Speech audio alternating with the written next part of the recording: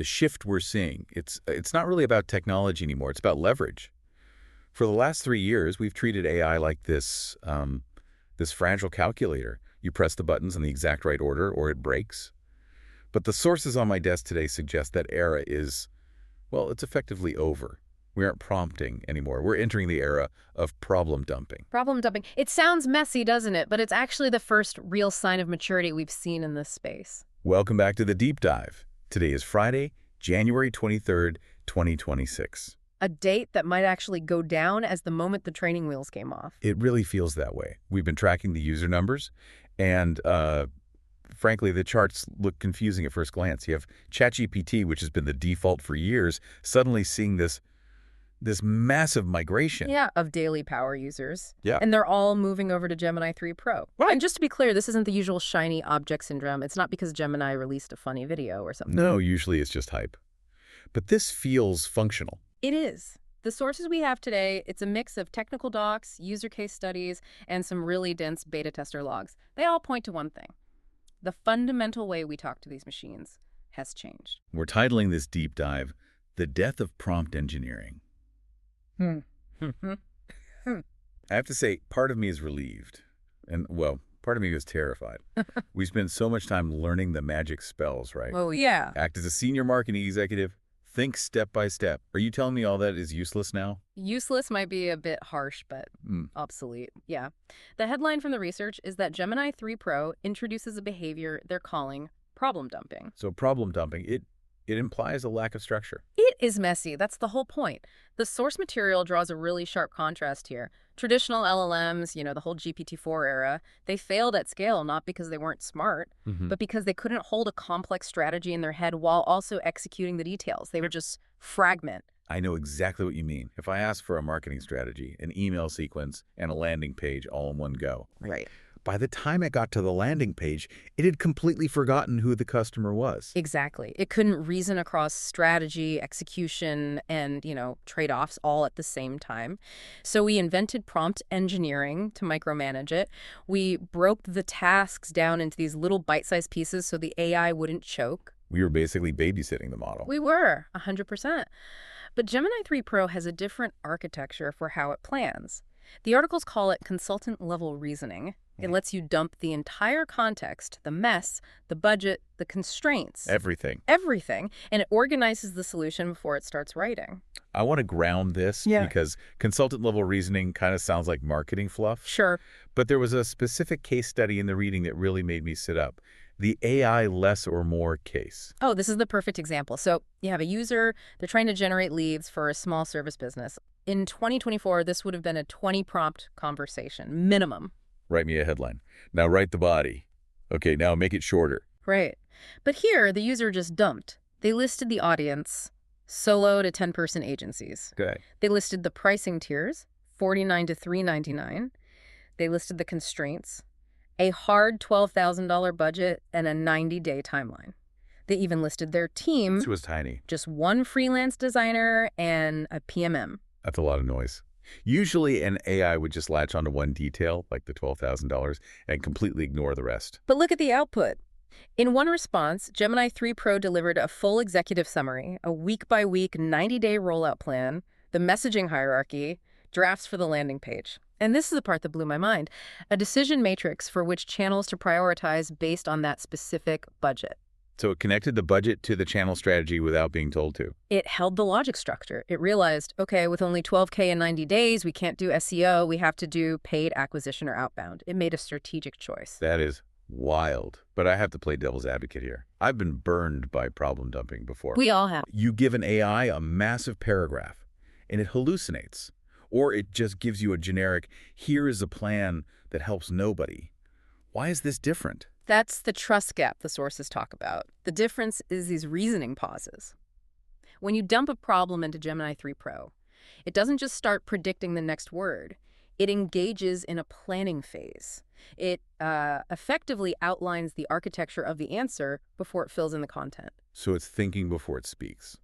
Theoretically, yes. Right. And the sources highlight a critical guardrail feature here. You aren't just dumping the problem, you're dumping the boundaries. You can say, do not write code, or flag every assumption you make.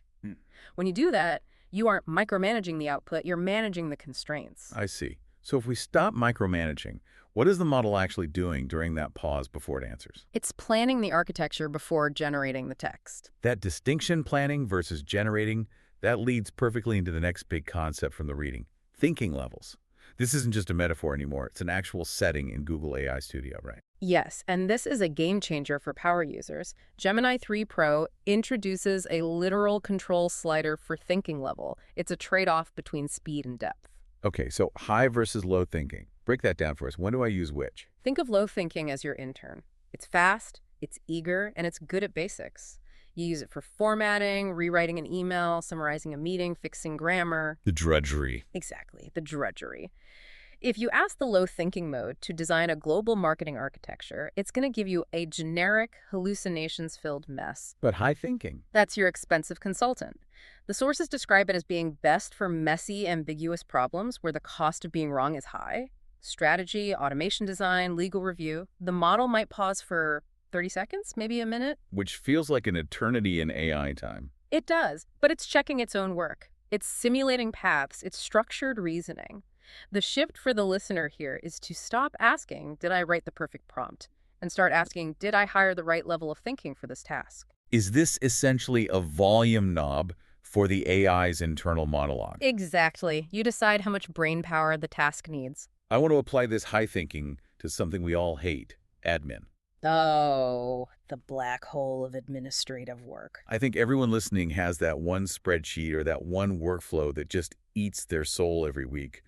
The example in the source was a user spending 12 to 15 hours a week just on research and distribution. Yeah, jumping between Notion, Google Docs, Twitter, LinkedIn, total fragmentation. Now, the old way to solve this would be to say, write me a Python script to post to Twitter. Which I've tried.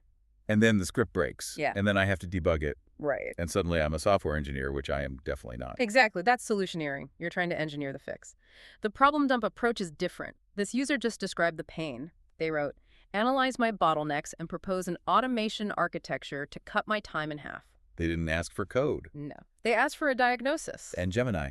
It acted like a systems architect. It output a bottleneck analysis saying, here is where you are losing time. Then it proposed a phased automation plan, and then it provided the clean tables and steps to implement it. It designed the system first. Does this require us to speak code or just speak human? Just human. You describe the pain. It designs the system. That is liberating. But let's take it a step further. We're talking about planning systems, but the sources also talk about actually building them, this concept of vibe coding. I have to say, when I first read vibe coding, I thought it was just Gen Z slang. It does sound a bit trendy, doesn't it? But it refers to a very specific, powerful capability. Gemini 3 Pro can generate fully working web apps, single HTML files with embedded CSS and JavaScript without a database or any environment setup. And vibe coding just means you describe the feeling of the app, not only the function. The example here is the momentum habit tracker. Right. The user didn't say, make a div with a padding of 10 pixels. They said, the vibe is minimal, calm, soft gradients, glassy cards. I want it to feel like a quiet morning routine. And it worked. It built a fully functional tracker with streak counters and local storage persistence so your data saves when you refresh. And it nailed the aesthetic. That is where the canvas mode comes in, right? Yes. Canvas mode lets you scroll through the code on one side and preview the live interface on the other.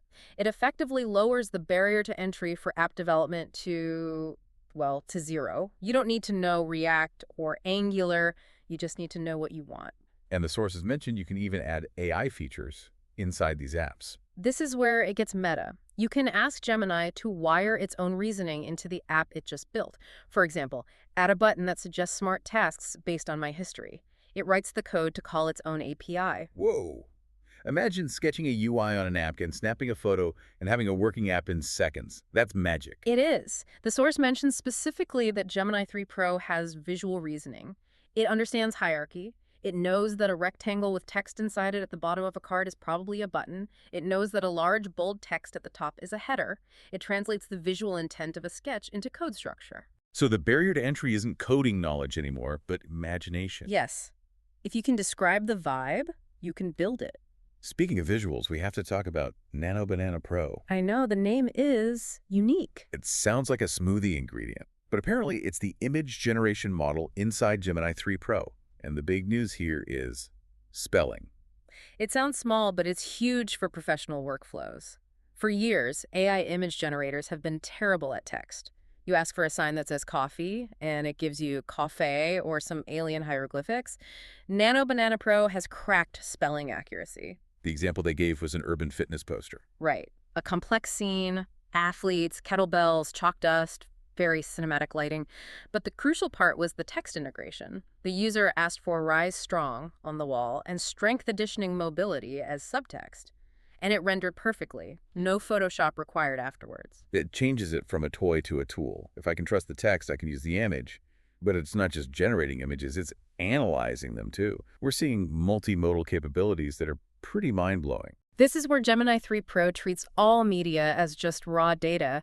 You can upload a podcast audio file like this one, and it listens. It gives you timestamps, summaries, key takeaways. Oh, video too. Yes. You can paste a YouTube link. It doesn't just transcribe, it analyzes.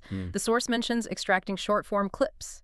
It can find the most engaging 30-second segments, give you the hook, the quote, and the timestamp. It seems like it's treating audio-video just like text. Is that the implication? Yes. All media are just raw inputs for reasoning now. That is incredible leverage for content creators. You could practically run a media empire from a laptop. Oui? But I want to pivot to what I think is actually the most high-value application in this entire deep dive, the decision simulator. I agree. This is where we move from artificial intelligence to, I don't know, artificial wisdom in a sense. The concept here is using the AI not to generate ideas, but to predict failure. A pre-mortem. Right. Most people ask AI, what is the best strategy for X? And the AI gives a very polite, generic, best practice answer. But the pro move, according to our sources, is to ask it to simulate realistic strategies and, crucially, tell you how they will fail. Well, let's walk through the example. Launching a B2B AI SaaS. The constraints were tight, $3,000 marketing budget, 60 days runway. The user didn't ask, how do I succeed?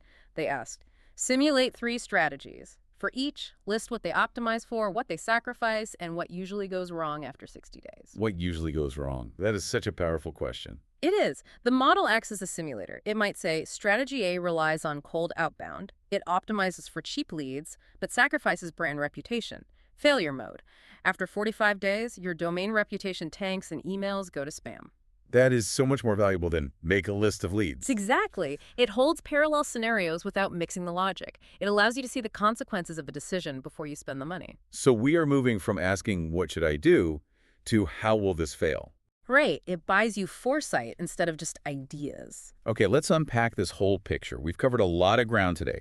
We started with the death of prompt engineering. We're seeing a shift away from these, cute little formatting tricks and into problem dumping. It's really about confidence, trusting the model to handle the complexity. We talked about the thinking levels, high for the consultant work, low for the intern work.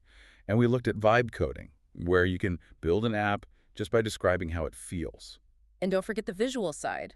Nano Banana Pro finally making text usable in images and the ability to analyze video and audio as if it were text. And finally, that decision simulator, using the AI to stress test your strategy before you execute. It feels like the overarching theme here is what? Cognitive leverage, that's the big idea. The biggest shift with Gemini 3 Pro isn't that it's faster or cheaper. It's that it allows one person to do the thinking and strategic planning of an entire team. You aren't just speeding up typing, you are expanding the scope of what you can mentally manage. That's a powerful thought. It's not about replacing the human. It's about giving the human a bigger lever. Exactly. So for everyone listening, here's my challenge to you. Don't try to do all of this at once. Pick just one trick from today.